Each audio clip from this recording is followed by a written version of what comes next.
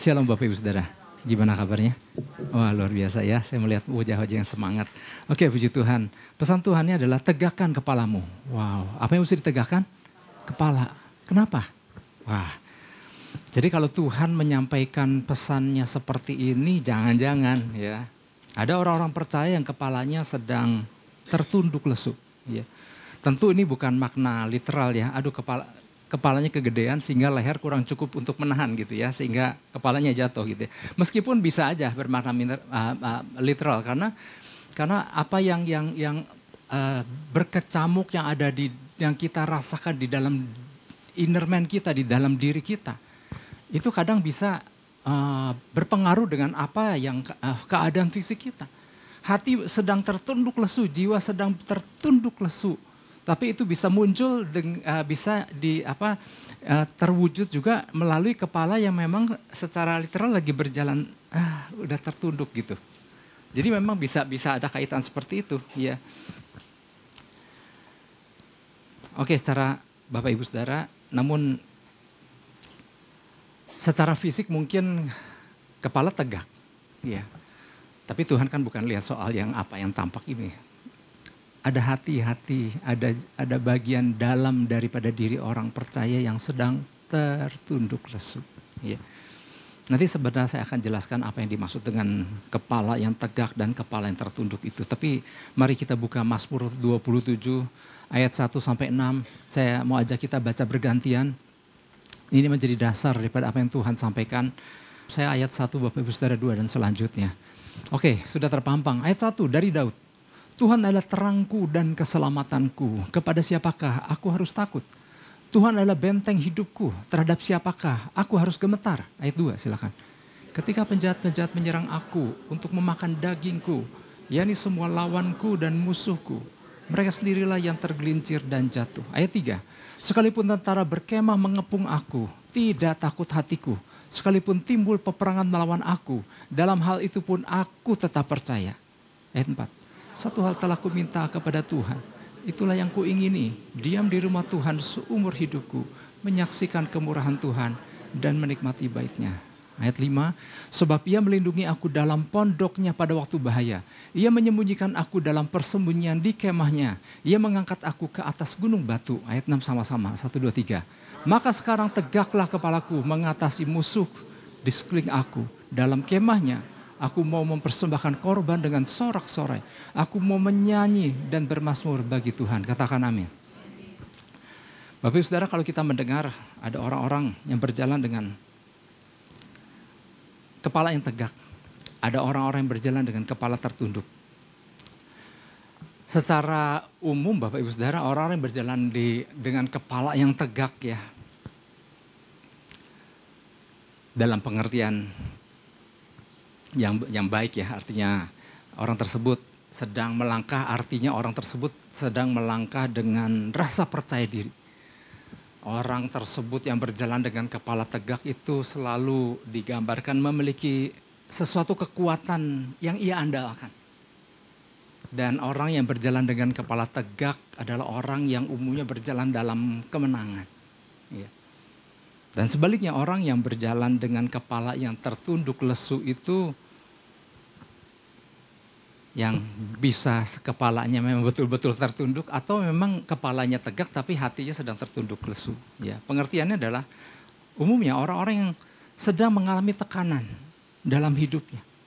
Ya, ada sesuatu yang menekan jiwanya. Ada kesedihan mungkin, bisa aja. Ada kegalauan, bisa. Ya. Ada ketidakpedean, bisa ya. Dan biasanya orang seperti ini adalah orang yang tidak yakin ada kekuatan yang dapat menolongnya atau menopangnya.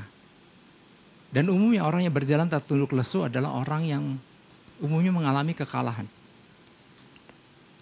Kita sering lihat lah ya, tim cabang olahraga apapun ya, kalau kalah, ada nggak kalah umumnya, kemudian berjalan dengan kepala tegak. Seperti itu ya. Umumnya orang yang menang, yang berjalan dengan kepala tegak. Ya nggak usah jauh-jauh lah, beberapa waktu yang lalu, 1-2 bulan yang lalu ya. Tim sepak bola kita yang diharapkan menang, nggak tahu kalah benar tim Garuda itu Bapak Ibu Saudara. Menyedihkan sih, mestinya kan kita juga berharap menang gitu ya.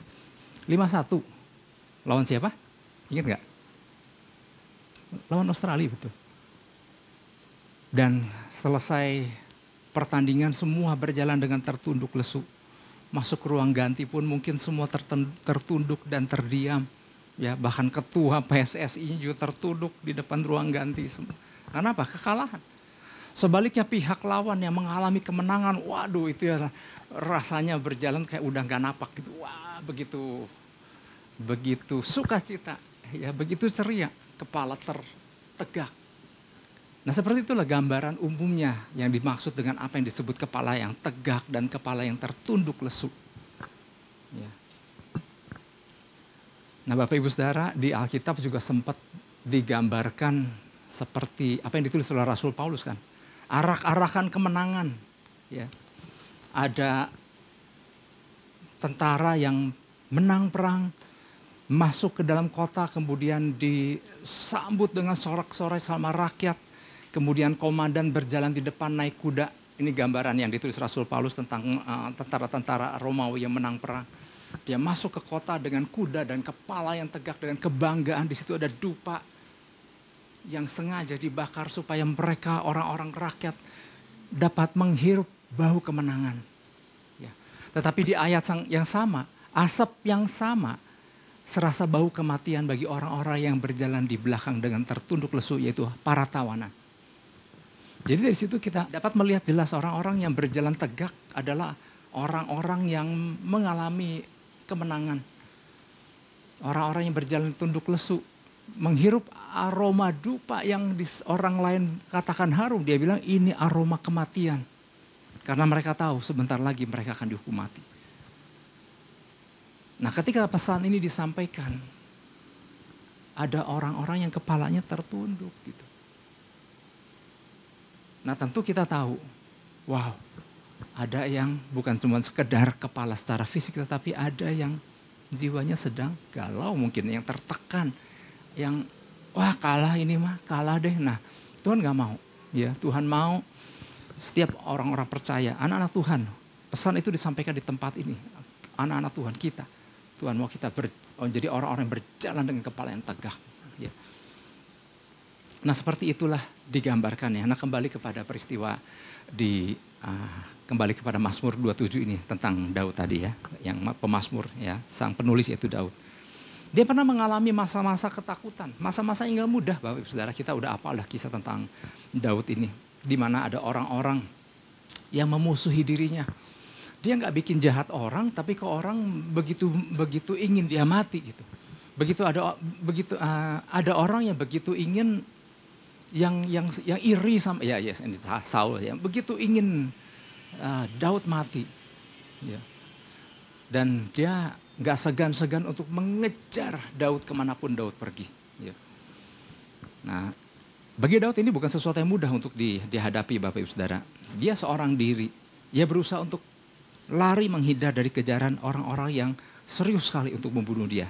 Ya, bahkan di dalam Mazmur di ayat keduanya di situ dikatakan bahwa ada orang-orang yang hendak ketika penjahat-penjahat menyerang aku untuk memakan dagingku. Artinya wow, ini digambarkan pengejar-pengejar itu kayak orang-orang buas ya.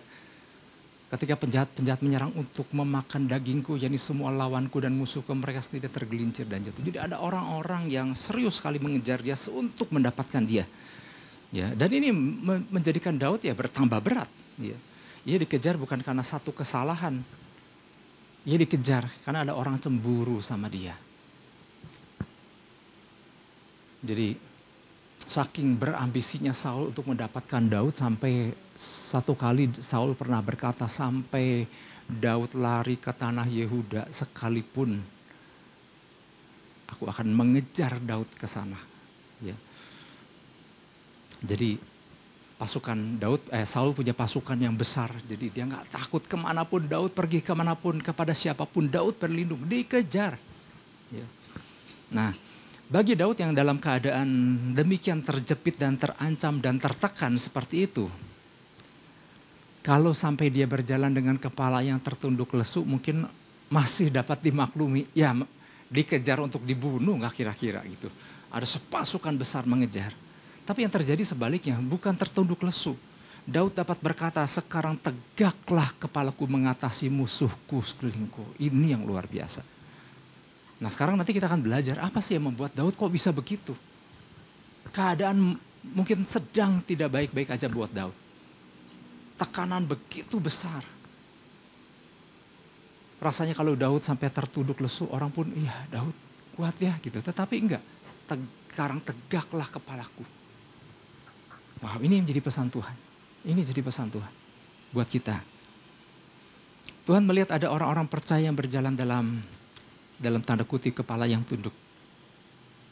Kita bisa aja bilang enggak, buktinya nih kepala saya tetap tegak. Ya, maksud saya gini, Tuhan lebih tahu ya apa yang ada di dalam kita masing-masing. Bukan karena kepala tertunduk karena lehernya kurang cukup kuat, bukan itu, ya, melainkan karena secara spiritual, merasa ada satu beban yang menekan dirinya. Sehingga kadang merasa berat untuk berjalan maju dengan kepala yang tegak.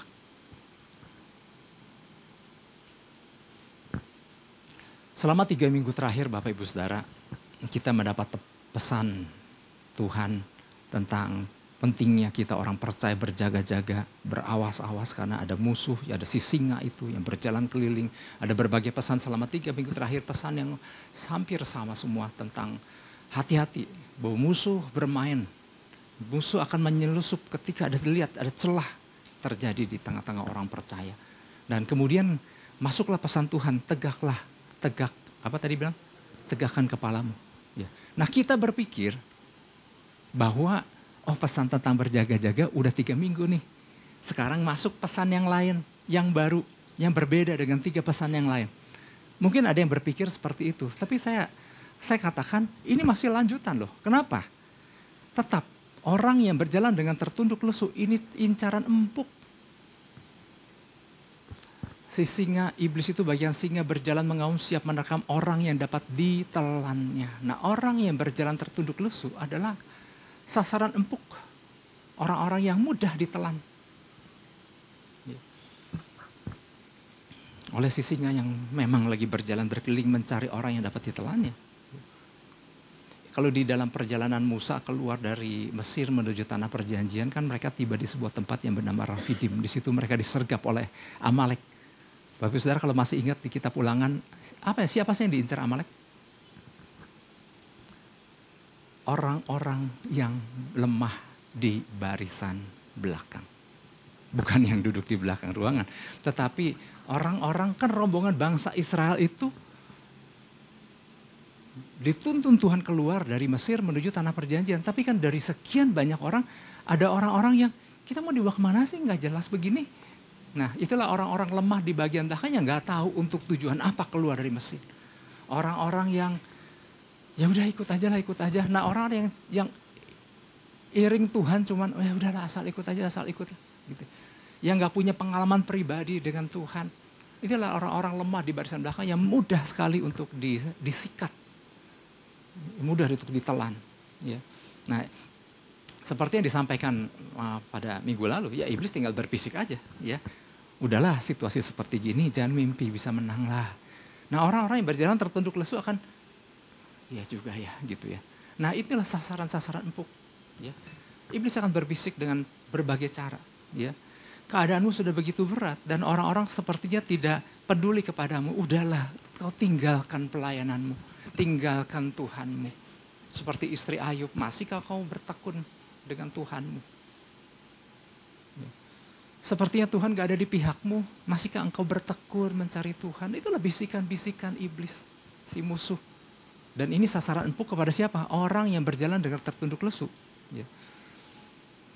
Justru kepada orang-orang yang seperti inilah, ya, iblis sangat enak berbicara.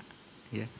Dan bagian kita nih, saya nggak tahu keadaan setiap masing-masing, jangan diam aja. Waktu di dalam komsel minggu lalu kita belajar kan, gunakan pedang roh firman Allah, ada tertulis. Nah ternyata hasil daripada itu kita boleh disadarkan ya, pentingnya punya firman Tuhan dalam hidup kita. Sehingga ada tertulis naon, ada nggak ya? Ini ada nggak ya di Alkitab ya?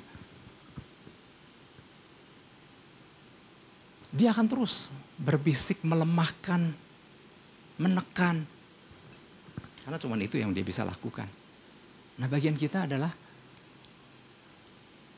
kita tahu kita berjalan atas kebenaran firman Tuhan.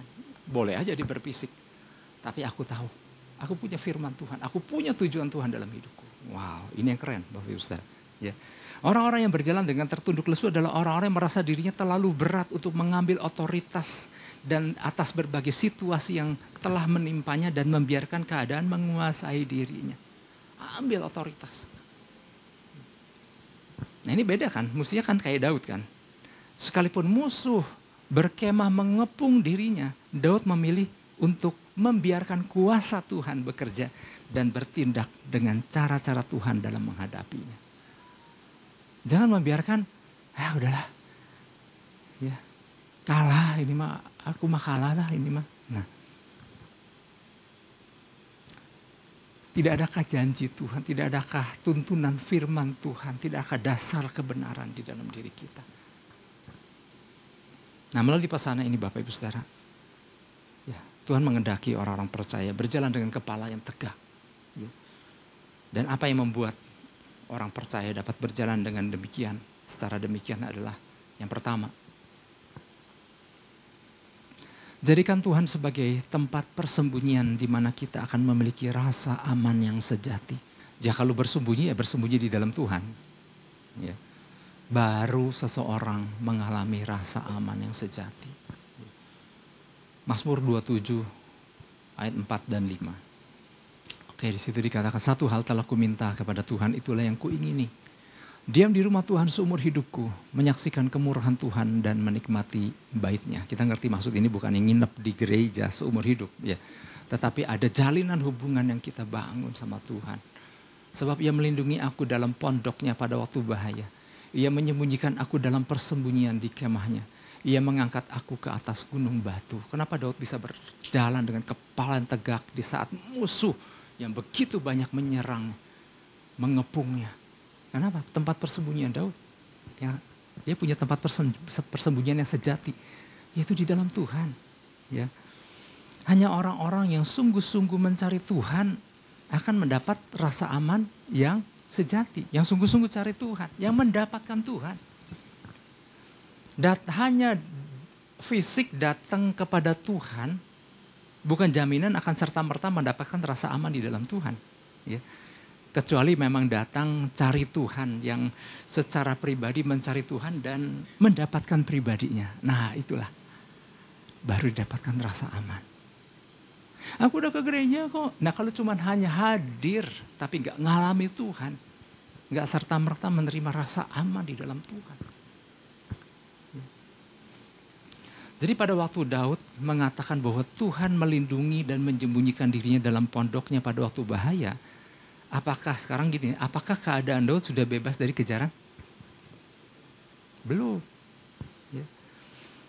Apakah musuh-musuhnya berhenti, udahlah kita jangan kejar dia lagi? Enggak, musuhnya masih begitu bersemangat untuk membinasakan Daud. Jadi pada waktu Daud mengatakan Tuhan menjaganya, apakah Daud sudah terbebas dari masalah? Belum. Ancaman masih mengincarnya. Ya. Orang-orang yang besar jumlahnya itu masih terus memburunya. Tapi kenapa Daud bisa berkata, kepalaku tegak, Ia melindungi aku. Karena dia punya rasa aman di dalam Tuhan. Jadi yang ditulis sama Daud bukannya di pemazmur ini bukannya bertolak belakang. Ya, tuh dia bilang tuh musuhnya berarti kan udah pergi Pak. Enggak, musuhnya belum pergi. Tapi udah mengalami rasa aman. Daud sedang gak bohong, Daud sedang mengungkapkan keadaan hatinya. Meski masalah mendera, namun ada rasa aman sejati di hatinya. Yaitu rasa aman karena Tuhan jaga hidupnya. Wow, ini luar biasa. Nah, ini yang Tuhan ingin setiap orang percaya punya rasa aman. Keadaan mungkin belum berubah. Keadaan mungkin masih menekan. Situasi masih kurang baik-baik saja. Tetapi orang yang berlindung sama Tuhan harusnya memiliki rasa aman di dalam Tuhan. Yang setuju katakan amin. Ya, itu rasa aman yang sejati. Nah, rasa aman di dalam Tuhan itu nggak terjadi begitu aja. Itu adalah hasil dari pencarian seseorang akan Tuhan hari lepas hari. Ya. Dan sadar atau enggak sadar Bapak Ibu Saudara, menurut teori kebutuhan manusia, kita pernah dengar lah. Ya, kalau ikut kelas pengajaran ada satu teori kebutuhan manusia versi Abraham Maslow. Ada 5 level. Ya, apa yang dibutuhkan manusia? Yang dasar yang pertama adalah kebutuhan fisiologis. Ya, sandang makan, sandang pangan papan. Itu kebutuhan paling mendasar. Yang orang nggak cari apa-apa dulu kecuali ini dulu. Nggak makan ya lapar dan nggak makan ya mati gitu. Maka itulah kebutuhan. Disebutnya kebutuhan fisiologis. Nah, kita nggak akan lama-lama di situ. Nah, naik ketika kebutuhan fisiologis terpenuhi, maka ada kebutuhan akan rasa aman.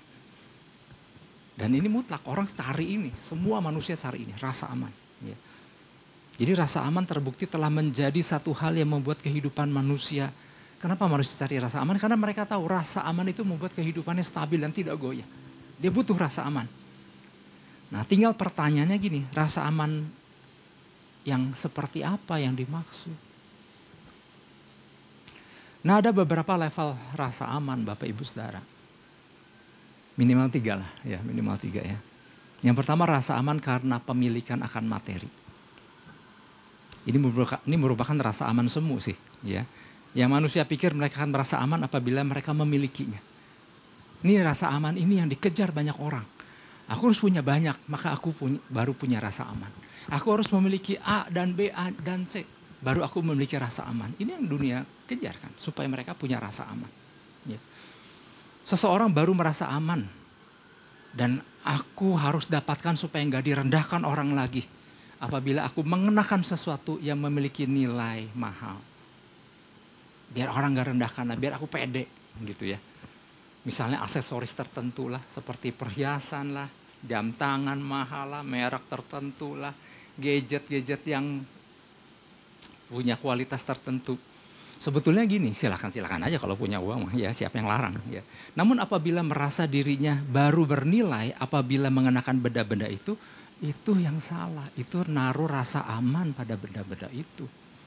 Itu bukan rasa aman yang sejati. Ya. Rasa amannya ada pada benda-benda itu. Yang mana kalau nggak pakai, aduh, jadi kayak ada yang kurang hidupnya. Karena apa? Rasa amannya pada hal-hal itu. Ya. Rasa minderku baru teratasi kalau aku pakai ini dan itu, ya. Kendaraan ini, kendaraan itu, enggak. Harusnya enggak ditaruh di situ, ya. Masih di jenis level rasa aman yang pertama. Ada pemimpin keluarga. Ada yang baru merasa dirinya dihargai ketika ia menghasilkan banyak di dalam usahanya. Makanya Pak, saya mesti membuktikan bahwa saya bisa menghasilkan banyak. Saya baru dihargai sama anggota keluarga. Apakah betul itu? Bukan itu sebetulnya. Karena gak sedikit orang menaruh nilainya kalau ia memiliki banyak.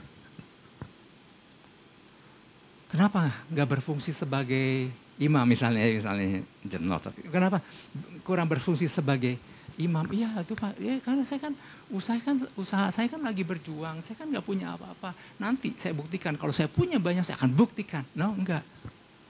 Nilai kita nggak ditentukan. Kita baru memiliki nilai yang berharga. Sebetulnya kalau waktu kita berfungsi sebagai seorang pemimpin dan imam dalam keluarga. Tapi juga bukan itu, tapi juga menjadi orang-orang yang juga gigih. Ya. Oke, lanjut ya. Nah, gak sedikit orang-orang tua menanamkan rasa aman jenis ini kepada anak-anaknya dengan memberi banyak materi untuk menggantikan kehadirannya. Gak sedikit. Ya, banyak kisah-kisah yang keluarga-keluarga yang udahlah, papa gak bisa hadir. Udah papa kasih ini aja gitu ya. Untuk menggantikan kehadirannya. Apakah bisa? Enggak bisa ditukar dengan itu. Enggak bisa ditukar dengan materi untuk memberikan rasa aman kepada anak-anaknya. Ini juga rasa aman yang salah. Jadi kehadiran orang tua itu enggak bisa digantikan dengan ditukar dengan pemberian banyak materi. Itu rasa aman yang pertama. Rasa aman karena pemilikan akan materi. Yang kedua, nah ini levelnya lebih bagus ya. Bukan lebih bagus, ini level yang lebih baik dari yang pertama. Rasa aman karena atmosfer atau suasana dan hubungan yang dibangun di dalam keluarga. Ini penting, menimbulkan rasa aman. Ya. Riset membuktikan, survei membuktikan bahwa suasana rumah adalah faktor utama pembentukan rasa aman tersebut. Jadi orang tua adalah faktor penting yang dapat membuat suasana rumah itu aman atau tidaknya bagi anak-anaknya. Itu orang tua pegang peranan penting. Ya. Betul. Ya tapi kan kami butuh sandang pangan. Ya, itu mah kan ya kebutuhan utama dasar ya. Tapi kebutuhan selanjutnya adalah rasa aman. Ya. Apakah rumah yang ditinggali, apakah suasana keluarga yang ditinggali itu ada rasa aman atau enggak? Ya. Makanya kita pernah mendengarkan, kita tinggal di sebuah house aja atau house yang adalah home gitu kan. Kalau house aja kan rumah itu hanya berfungsi sebagai tempat berteduh, nggak kehujanan, nggak kepanasan. Tapi kalau home adalah betul rumah, nggak kehujanan, nggak kepanasan. Tapi di dalamnya ada apa? Ada relasi. Nah ini, ketika ada relasi di dalamnya, nggak masing-masing semua bersembunyi di dalam kamarnya masing-masing.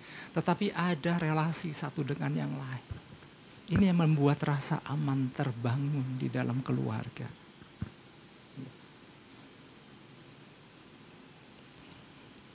Nah, rasa aman ini akan membuat anak-anak atau anggota keluarga lain memiliki sikap yang berbeda ketika menghadapi tantangan di luar. Jadi tantangan akan selalu ada, tetapi orang yang punya rasa aman, apalagi di tengah keluarga yang memiliki suasana aman seperti itu, maka anak-anak yang memiliki keluarga yang kuat akan lebih mampu di dalam menghadapi berbagai tantangan di luar. Pelecehan di sekolah, di luar rumah, bullying, ancaman apapun. Dibandingkan sama yang tidak memiliki rasa aman. Anak yang gak memiliki rasa aman ya mudah sekali itu untuk jatuh dan dikerjai. Itu beda, makanya itu rasa aman itu perlu dibangun di setiap rumah-rumah tangga. Dan peran orang tua itu penting menghadirkan rasa aman. Dan gak bisa diganti sama materi. Hubungan pasangan suami istri juga yang memiliki rasa aman di dalam keluarga akan lebih mampu menghadapi godaan yang terjadi di luar. Nah itu rasa aman yang kedua ya. Nah sekarang yang ketiga nih. Rasa aman karena kehadiran Kristus di dalam hidup. Akibat ada relasi intim yang dibangun hari lepas hari. Mendapatkan Kristus. Rasa aman karena kehadiran Kristus di dalam hidup setiap orang-orang percaya, setiap anak-anak Tuhan. Nah ini rasa aman yang sejati. Materi mungkin boleh belum dimiliki secara cukup, bisa aja, iya kan. Kehadiran anggota keluarga, suasana itu mungkin dalam proses untuk sedang dibangun. Ya. Tapi orang percaya yang rasa amannya di dalam Kristus, kepalanya akan selalu berjalan dengan tegak. Nah, betul sih yang rasa aman yang kedua adalah bagaimana peran orang tua menciptakan rasa aman di dalam keluarga. Itu bagus, tetapi nggak cukup cuman kehadiran orang tua buat di tengah-tengah anaknya aja. Orang tua harus memperkenalkan Kristus kepada anak-anaknya dan membiarkan Kristus mengisi hati anak-anaknya. Inilah rasa aman yang sejati. Kita sering dengar kan, ada seperti doa Rasul Paulus kan di Efesus 3 ya.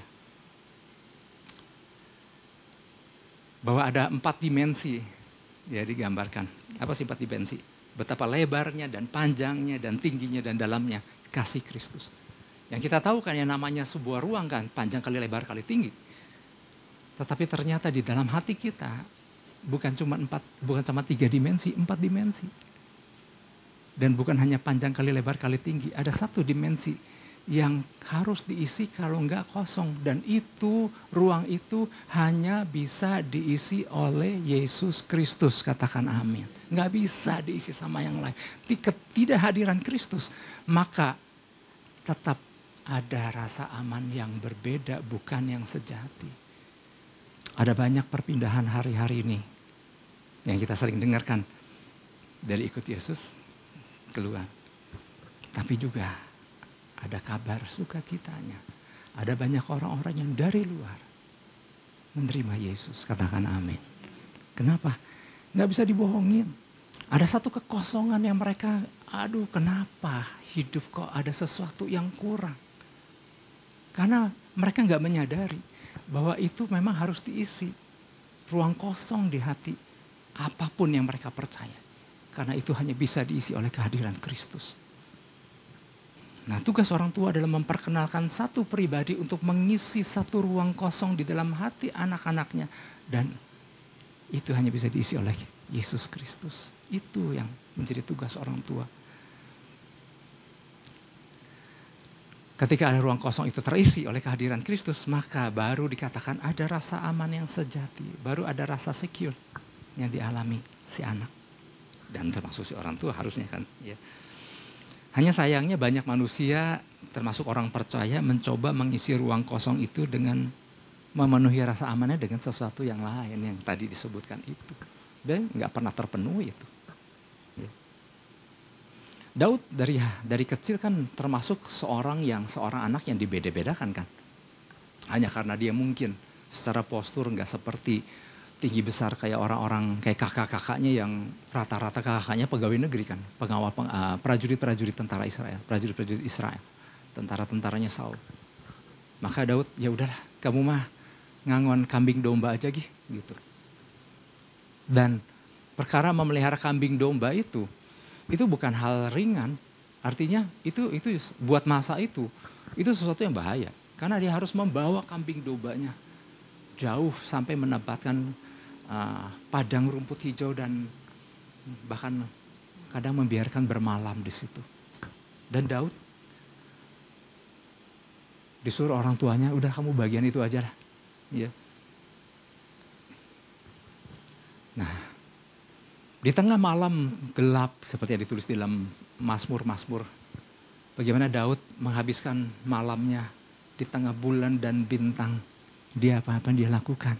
Kemana dia harus berlindung. Orang tua jauh. Orang tua bahkan nyuruh menggembalakan kambing domba ke tempat-tempat yang ada padang rumput. Di tengah malam yang begitu gelap. Kadang-kadang kan ada ancaman. Kemana Daud menggantungkan harapan? Nah, disitulah dia mulai bangun hubungan sama Tuhan. Ya. Makanya ada Mazmur, bila ku pandang bulan dan bintang, ajaib dan mulianya karyamu. Itu hasil pembangunan hubungan dia sama Tuhan. Itu yang membuat Daud mengisi ruang kosongnya dengan kehadiran Tuhan di hidupnya. Nah, Kristus di dalam kita lah yang seharusnya juga menjadikan rasa aman sejati dalam hidup kita. Nah, sekarang bagaimana kita menguji nih? Bahwa ada rasa aman kita ada pada Tuhan. Menguji rasa aman itu bukan lagi dalam keadaan enak. Menguji rasa aman itu waktu dalam keadaan sedang tidak baik-baik saja. Ya, bukan dalam situasi nyaman. Kita bisa menguji. Apakah kepanikan, kecemasan menguasai hati pada saat diri merasa ada ancaman. Seandainya ada orang ini tolong aku. Nah, itu bukan rasa aman, bukan di dalam Tuhan. Uji apakah kita mengalami keletihan rohani pada saat situasi yang dihadapi sedang tidak baik-baik saja. Uji apakah ada rasa galau pada saat tidak melihat hal-hal yang pasti di hari-hari ke depan. Tapi kita tahu Tuhan menjanjikan masa depan yang luar biasa. Tapi ketika kita tidak mendapatkan, gak tahu dah ke depan mah seperti apa. Nah dari situ kita bisa melihat bahwa wow, jangan-jangan rasa amannya bukan pada Tuhan. Uji apakah kita menjadi orang percaya mudah nyerah, mudah lelah ketika menghadapi tantangan dalam kehidupan. Dari situ kita bisa menguji apakah sumber keamanan kita itu di dalam Tuhan atau enggak. Nah, itu yang pertama. Jadikan Tuhan sebagai tempat persembunyian di mana kita akan memiliki rasa aman yang sejati. Itu yang pertama. Yang kedua, supaya kepala tegak nih ya. Jadikan Tuhan sebagai tempat persembunyian di mana kita akan memiliki rasa aman yang sejati. Yang kedua, Jadikan perjumpaan pribadi dengan Tuhan sebagai titik balik penting dalam hidup kita. Wow, perjumpaan dengan Tuhan sebagai titik balik penting dalam hidup kita. Mazmur 27 ayat 8. Hatiku mengikuti firman-Mu, carilah wajahku, maka wajah-Mu ku cari ya Tuhan. Wow. Kita pernah dengar ada lagu jangan cari tangan Tuhan, jangan cari berkat Tuhan, tapi cari wajahnya. Ya, ada ya lagu kayak gitu. Nah ini ya, berdasarkan ayat ini bahwa memang betul, Daud cari wajah Tuhan sampai dapat wajah Tuhan. Tadi dikatakan di poinnya kedua adalah jadikan perjumpaan pribadi dengan Tuhan sebagai titik penting, titik balik penting dalam kehidupan kita. Berbicara soal titik balik Bapak Ibu Saudara, saya percaya setiap kita mestinya punya titik balik penting dalam hidup kita. Apa sih dimaksud dengan turning point atau titik balik?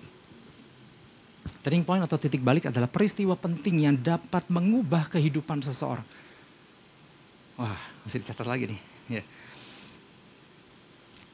Titik balik adalah peristiwa penting yang dapat mengubah kehidupan seseorang dari situasi yang kurang baik kembali menemukan semangat di dalam menjalani hidup. Itu salah satu arti daripada turning point. Ya, peristiwa penting yang dapat mengubah kehidupan seseorang dari situasi yang kurang baik kembali menemukan semangat untuk menjalani hidup. Tapi langsung ya ada titik balik yang selanjutnya. Turning point atau titik balik adalah ada yang mengatakan begini, adalah sebuah periode yang dialami oleh seseorang ketika terjadi transformasi besar yang menentukan perjalanan hidup selanjutnya. Jadi titik balik itu adalah suatu periode atau peristiwa yang dialami oleh seseorang ketika terjadi transformasi besar dalam menentukan perjalanan hidup selanjutnya. Lanjut lagi. Dalam peristiwa pengiringan orang percaya kepada Tuhan, makna turning point atau titik balik adalah peristiwa penting di mana seorang percaya mengalami perjumpaan pribadi dengan Tuhan. Peristiwa penting di mana orang percaya mengalami perjumpaan pribadi dengan Tuhan, di mana melalui peristiwa tersebut hidup pengiringannya menjadi berbeda. Tuhan begitu nyata dalam hidupnya. Nah, pernah gak ngalami titik balik ini? Mestinya orang percaya ada turning point yang wow, Tuhan tuh begitu nyata, ngalami Tuhan benar. Karena kalau gak ngalami ini, udah goyah. Orang-orang percaya mengalami ini ya, turning point titik balik mengalami Tuhan ya. Ketika dihantam dengan berbagai masalah apapun, akan selalu tetap kuat di dalam Tuhan. Karena sudah mengalami Tuhan secara pribadi.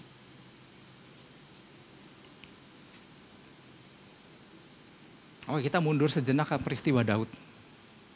Ketika prajurit-prajurit Israel begitu tawar hati dan rasanya ingin kabur lari ketakutan ketika ada Goliat yang terus mengolok-olok. Apa yang dilakukan Daud yang gak lama kemudian dia tiba, karena kita tahu peristiwa itu dia sedang disuruh bapaknya mengantarkan makanan untuk kakak-kakaknya dan salah satu kepala pasukan. Apa yang itu? Orang Filistin yang tidak bersunat itu, yang melecehkan, mengolok-olokkan barisan Allah yang hidup. Daud terusik ketika melihat prajurit Israel yang katanya gagah-gagah itu. Mereka lagi pucat, lagi ketakutan. Tapi Daud bilang, siapa orang Filistin yang tidak bersunat itu? Ya bahkan Daud waktu dia datang kepada Saul waktu itu, dia bilang gini, hendaknya jangan ada yang tawar hati, biarlah hambamu yang menghadapi itu Goliat. Ini kekuatan dari mana kok Daud bisa pede begini? Dia bisa datang sama Saul yang adalah pemimpin tentara Israel, adalah Raja Israel. Ya.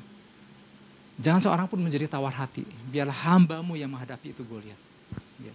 Nah, apa yang membuat Daud memiliki respon yang berbeda dibandingkan dengan tentara Israel lainnya? Ada perjumpaan pribadi yang Daud senantiasa bangun dengan Tuhan. Di masa-masa tadi penggembalaan kambing dombanya ke tempat yang jauh, ke tempat yang sunyi dan gelap, di mana dia bangun keterhubungan sama Tuhan. Saul sempat menyaksikan, ya ilah kamu kan masih kecil, dia kan dari kecil sudah terdidik sebagai prajurit, kamu gak mungkin bisa menang lawan itu Goliat. Lalu apa yang dilakukan Daud? Hambamu ini biasa menggembalakan kambing domba punya ayahku. Apabila ada singa datang mengambil salah satu domba, maka aku kejar. Maka aku tangkap kembali itu domba dari mulutnya. Kalau dia berdiri menyerang melawan aku, maka aku hajar, aku tangkap janggutnya dan aku bunuh itu. Wow, kenapa? Dia punya pengalaman pribadi bagaimana Tuhan tolong dia waktu menghadapi keadaan yang gak mudah. Singa dan beruang, Bapak Ibu Saudara. Kalau Bapak Ibu Saudara, ya kemarin kita udah bicara soal singa, sekarang beruang. Beruang itu kita gak bisa lawan, itu senapan M16-nya Amerika. Itu tembak beruang yang grizzly, yang beruang coklat itu tuh. Itu nggak tembus. Peluru itu nggak tembus. Jadi bisa dibayangkan, itu yang dihadapi Daud. Tapi apakah Daud seorang anak super? Enggak. Karena apa? Hubungan yang dijalin dengan Tuhan lah. Dimana ketika ia mengalami rasa takut, dia membiarkan Tuhan beracara. Dan membiarkan Tuhan mengajarkan berbagai strategi dalam dirinya. Karena dia tahu Tuhan hidup di dalam dia. Ini pula yang membuat dia meyakinkan Saul, jangan takut, biarlah hambamu yang menghadapi itu. Goliat. Nah Bapak Ibu Saudara, sebetulnya ada banyak titik balik seseorang dengan Tuhan yang membuat Tuhan begitu nyata sejak saat itu. Dan itu tercatat di Alkitab. Nah orang-orang yang mengalami titik balik di dalam Kristus adalah orang-orang yang gak mudah goyah di tengah kesulitan apapun yang dihadapi. Ya. Mungkin kita pernah mendengar salah satunya yang tercatat di Alkitab. Ada yang namanya Saulus. Dia pegang surat kuasa. Karena waktu itu Saulus seorang Farisi tulen. Dia adalah penganiaya jemaat Tuhan. Dia udah bawa surat pergi ke Damsyik untuk tangkap itu orang-orang pengikut Tuhan, pengikut Kristus. Tetapi di perjalanan dia mengalami yang namanya peristiwa perjumpaan Damsyik, di mana dia berjumpa dengan Yesus Kristus melalui sinar yang begitu terang dan ada suara yang berbicara kepada dia. Itulah turning point dalam kehidupan Rasul Paulus, dari Saulus penganiaya jemaat menjadi Paulus yang begitu radikal di dalam memberitakan Injil Kerajaan Surga. Apa yang membuat dia bisa begitu? Dia punya titik balik dalam hidupnya. Ada turning point yang luar biasa. Setelah peristiwa Damsyik itu, dia berubah menjadi pribadi yang dulu bekerja melawan kerajaan sorga. Setelah mengalami perjumpaan pribadi dengan Kristus, dia bekerja untuk kerajaan sorga. Dan setiap kita orang percaya yang lahir baru dalam Kristus, mestinya masing-masing memiliki peristiwa Damsyik. Siapa di sini mengalami peristiwa Damsyik? 80%. Mestinya sih semua, ya. Cuman kan kadang ada yang nggak kelihatan. Setiap kita orang percaya yang lahir baru dalam Kristus, itu mestinya pernah mengalami titik balik penting peristiwa Damsyik dalam hidupnya. Nah, saya mau sampaikan gini, titik balik itu bukan cuma sekali aja. Bukan pada waktu seseorang menerima Kristus. Titik balik juga salah satunya adalah pada waktu seseorang betul. Memang kadang-kadang menerima Yesus dan dibaptis itu kadang-kadang terjadi dalam waktu yang bersama. Tapi ada orang terima Yesus dan kemudian dia dilanjutkan dengan memberi diri baptis. Nah waktu seseorang memberi diri baptis itu sebetulnya turning point dalam hidupnya. Titik balik selanjutnya. Di mana sejak itu dia menjadi ciptaan yang baru, yang lama sudah berlalu, yang baru sudah datang. Pernah nggak ngelihat ada orang percaya yang udah lama ikut Yesus masih berkutat di dalam kebiasaan yang lama, keterikatan yang lama. Itu belum menjadi titik balik dalam hidupnya, baptisan itu. Dukun jalan, percaya ini itu masih jalan. Artinya peristiwa baptisan itu belum menjadi titik balik, bukan turning point dalam hidupnya. Yang disebut titik balik itu seseorang mengubah, ya peristiwa yang mengubahkan hidup seseorang. Dan bukan cuma dua itu, ada titik balik lainnya dalam kehidupan kita. Pada waktu kita mencari Tuhan. Dan bukan sekedar hadir tetapi diri kita mengalami Kristus. Itulah titik balik selanjutnya. Karena gini, orang yang percaya berjalan dengan mengalami titik balik bersama di dalam Kristus, dia akan terus dibawa semakin naik, semakin kuat, semakin dibawa kepada apa yang menjadi tujuan Tuhan. Makanya penting gak titik balik dalam kehidupan? Penting. Selanjutnya adalah waktu kita cari Tuhan. Gak salah orang cari Tuhan. Makanya apa yang membuat Daud begitu demikian menjadikan Kristus sebagai tempat persembunyian aman? Karena gini, hatiku mengikuti firman-Mu, carilah wajahku, maka wajah-Mu ku cari. Sampai dapatkan wajah Tuhan. Dapatkan pribadinya, dapatkan perkataan yang alami, perjumpaan pribadi. Dan itu, kalau kita lakukan itu, maka itu menjadi titik balik penting yang terus membawa kita semakin mengalami Kristus. Nah, orang kayak gini, gak mudah goyah. Orang yang kayak gini gak akan menukarkannya dengan hal-hal yang murahan. Datang sama Tuhan itu menjadi sesuatu yang penting dan gak bisa ditukarkan hanya dengan rasa ngantuk, rasa malas, rasa tertekan, rasa ini, rasa itu. Yang setuju katakan amin.